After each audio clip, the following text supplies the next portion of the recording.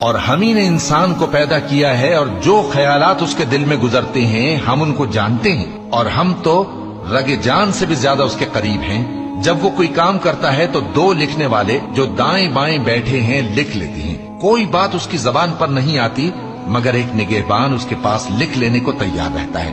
اور موت کی بے ہوشی حقیقت کھولنے کو طاری ہو گئی۔ اے انسان، یہی وہ حالت ہے جس سے تو بھاگتا تھا، اور سور پھونکا جائے گا، یہی عذاب کی دھمکی کا دن ہے۔ اور ہر شخص ہمارے سامنے اس حال میں آئے گا کہ ایک فرشتہ اس کے ساتھ ہانکنے والا ہوگا اور ایک اس کے اعمال کی گواہی دینے والا۔